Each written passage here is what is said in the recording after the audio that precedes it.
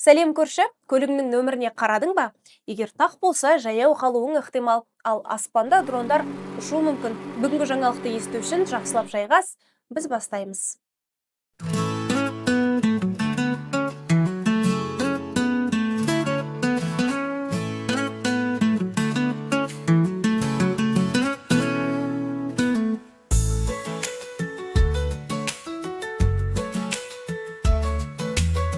Мәссаған, Қазақстанда тек шетел адамдары кіре алатын казинолар ашылады.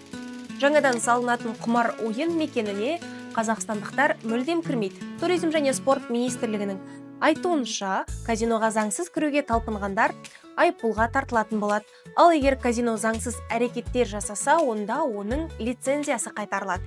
Туризм және спорт министрі бұл өзгерістер өңірлерге инвесторлар мен шетелдік саяхатшыларды тартуға қосымша мүмкіндік беретінін айтуда. Ал сіз бұл шешімді қолдайсыз ба? Абайлаңыз, сізді дрон камерасы түсіріп тұруы мүмкін. Енді Алматы тұрғындарын дрондар бақылайды. Алатаудың аспанында құстармен қоса енді дрондар да жарыс ашады. Олар қызыл жарыққа өтіп кеткен, көшеде бұзақылық жасап, қоқыс тастап, түкіріп, ережелерді елемеу сияқты әрекеттерді жасағандарды анықтайды. Қалалық әкімдік дрондар тек құқық бұзушыларды ұстаумен ғана шектелмей, заң бұзушылықтардың алдын алуға көмектесетінін айтады. Бүгін батыр болу үшін соғысқа аттанып, қан кешіп, жауды қырудың керегі жоқ. Ер адамның көзсіз батырлығы өзіне лайық бағаланды. Жамбыл облысында 13 жастағы қызды ұрлау әрекетінің алдын алған Тараз тұрғыны Нұркен Омаровқа арнайы марапат табысталды. Оқиға қалай болды дейсіз бе? Екі адам қоғамдық көлік аялдамасында жасөспірімді автокөлікке отырғызып алып кетуге тырысқан. Сол сәтте жақын маңда тұрған тұрғын әрекетке араласқан.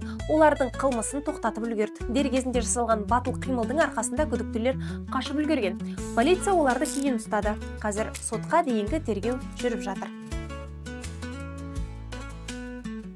Осыдан 10 жыл бұрын жүргізушісіз көліктер болады. Адам оны айдамайды, тек отырады да жол жүреді десе сенер ме едіңіз? Әрине жоқ. Tesla рөлсіз, жүргізушісіз көліктерді ойлап тапты.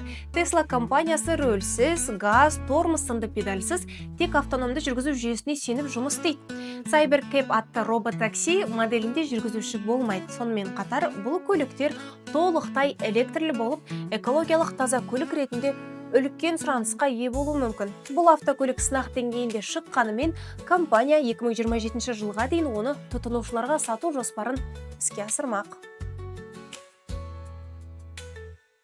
Көлігіңіздің нөмірі тақ па, жұп па? Егер тақ болса, онда сіз айдың тақ күндері көшеге шыға алмай қалуыңыз мүмкін. Қазақстанда қалалардағы ауаны қорғау мақсатында көліктердің қозғалысы мемлекеттік нөмірінің соңғы цифрына байланысты шектелуі мүмкін.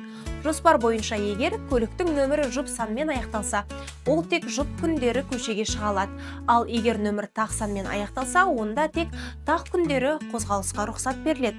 Бұл тәртіпті енгізу идеясы қазақстандық экологтардың Қытайдағы Бейжің тәжірибесін зерттеуінен туындаған. Министрлік соңғы цифрына қарай қозғалысты шектеу арқылы қалалардағы ауа сапасын жақсартуды көздеп отыр. Алматыдағы мәліметтер бойынша қаладан шығатын улы қалдықтардың шамамен 60% автокөліктерден таралады. Ал сіз бұл қозғалысқа қалай қарайсыз? Көршінің қызы бүгінгі әңгімесін тауысты. Парақшаға тіркеліп, лүпіл басуды ұмытпаңыз.